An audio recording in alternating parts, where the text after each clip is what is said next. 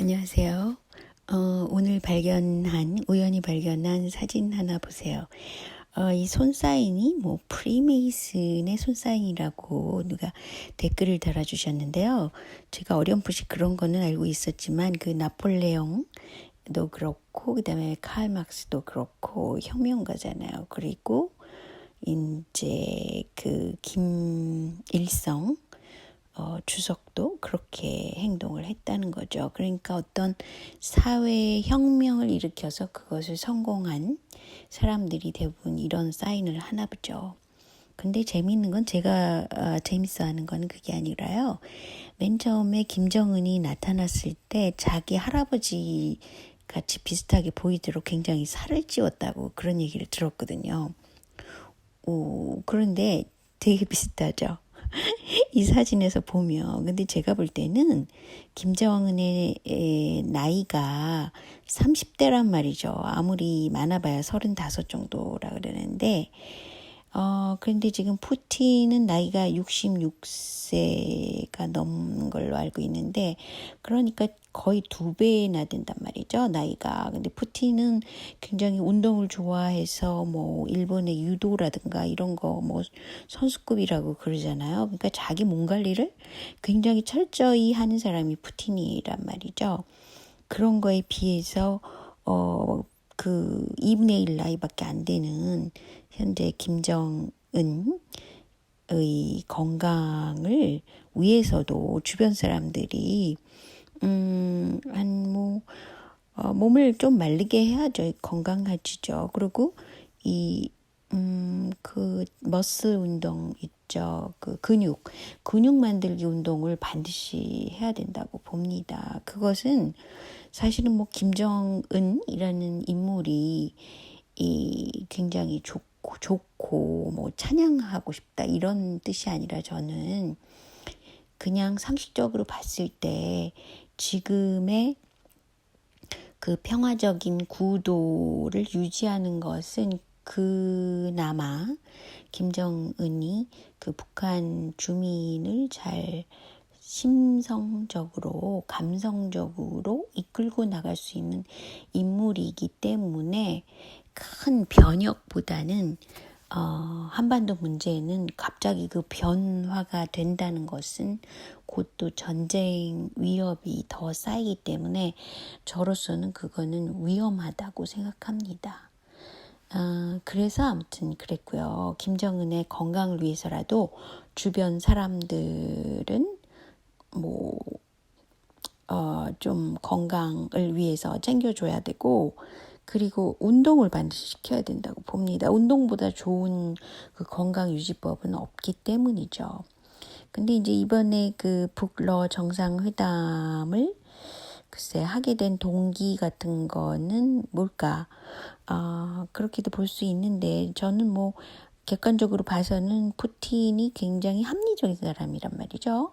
그리고 또 오랫동안 그 자리에 있었기 때문에 외교적인 관계에 대해서 또 빠삭하게 잘 알고 있겠죠. 근데 이제 북한에 대해서는 그 대북 제재를 완화하되, 만약에 북한이 비핵화 선제 조치를 한 경우에는 그에 상응한, 즉 북한이 요구한 듯이 단계적 동시 행동 원칙을 지지를 한다는 거예요.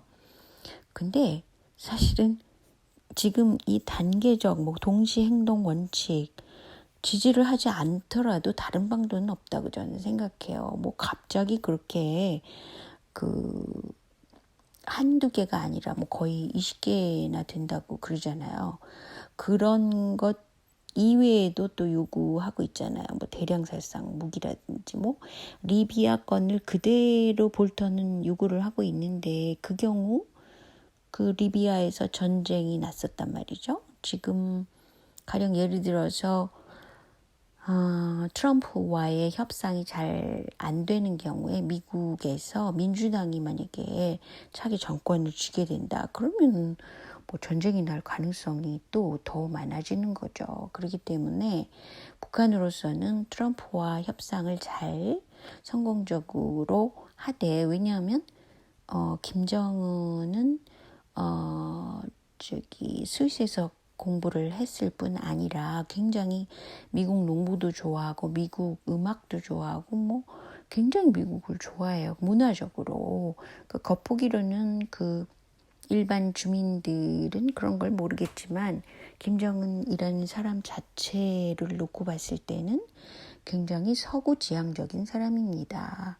그래서도 트럼프랑 뭐가 잘 맞는지도 모르죠. 그리고 트럼프 입장에서는 어떻게 하면 중국의 힘을 줄여야 된다고 생각하는 사람이기 때문에 이게 잘 맞는다는 거예요. 케미가 잘 맞는다는 것은 그 지향점이 비슷하다는 거죠. 그래서 그런 점에 있어서 김정은 국무위원장이네요. 직함이.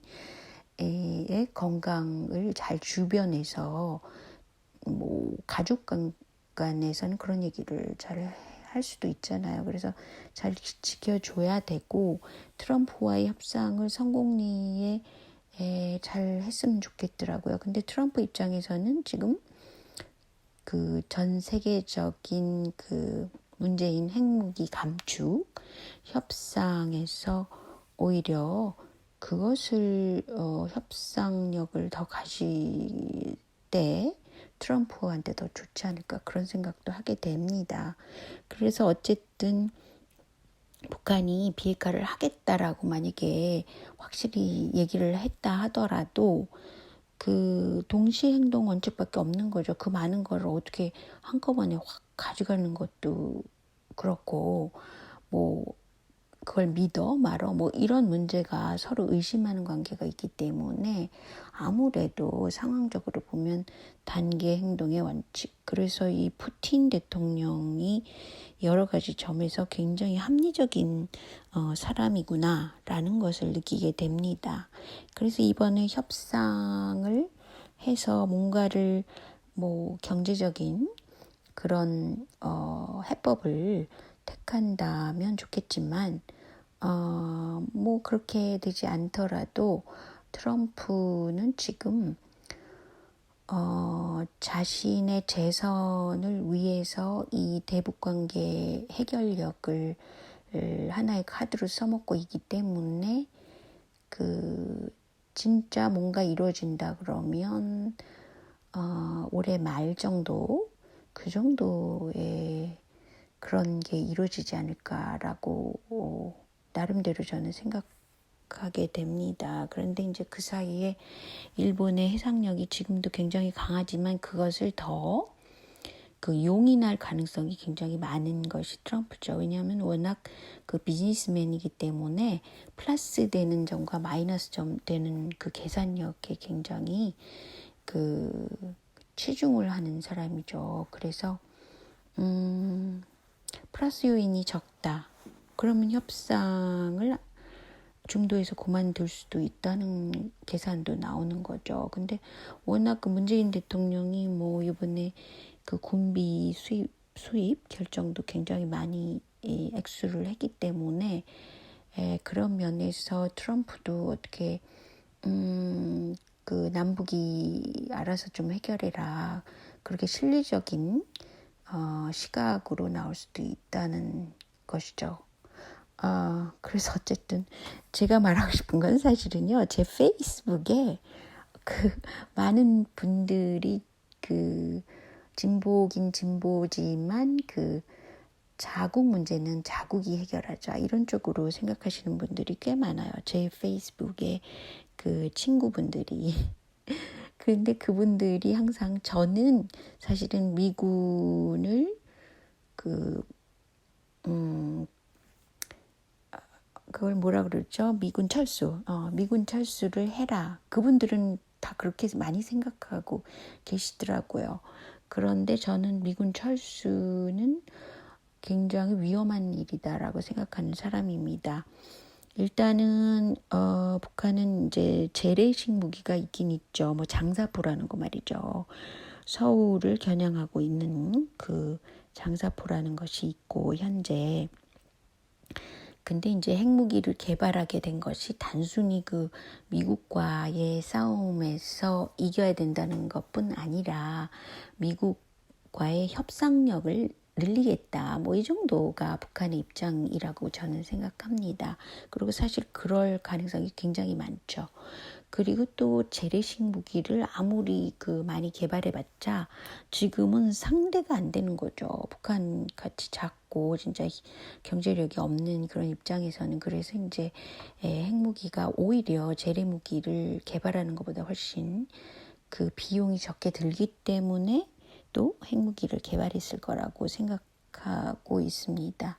그런데 이제 만약에 여기 평택이 서울 밑에 있는 것이 평택이잖아요. 거기 평택에 왜 삼성전자가 있고 미군 기지가 있는지 오산도 그랬지만 그런 문제를 생각해 보면 삼성전자가 굉장히 미국이 추진하는 어떤 세계화의 입장에서 삼성전자가 굉장히 중요한 위치를 차지하고 있다는 거예요.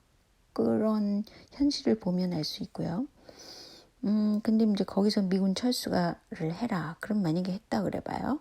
근데 일본 쪽에서 나온 뉴스를 제가 전에 본 적이 있는데 그런 경우에는 장사포 공격이 가능하다는 거예요. 북한에서.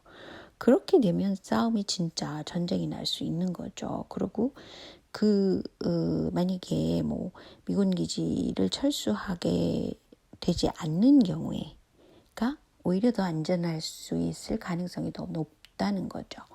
왜냐하면 북한으로서도 그렇게 장사포 공격을 하지 않을 뿐더러 미군들이 그때 전쟁을 안 하고 철수를 하는 경우에 약 5분 정도래나 7분 정도래나 그런 시간이 필요하다는 거예요. 그리고 외부 장거리에 있는 그런 기지에서 공격을 오히려 북한 내부에다가 하겠죠.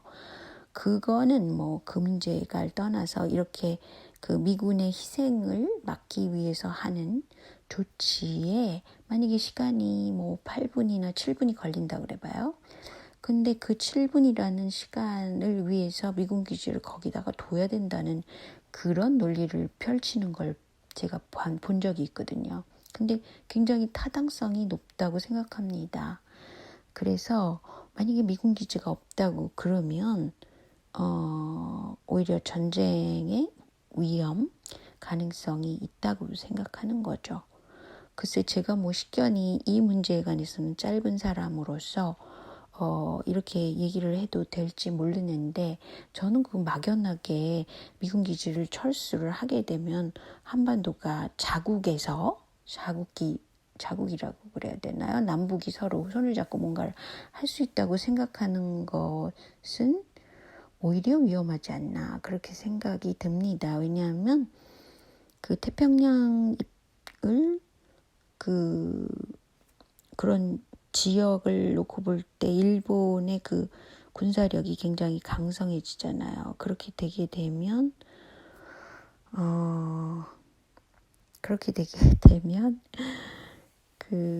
미국이 오히려 리비아를 치듯이 북한 내부를 공격할 가능성이 굉장히 더 많죠.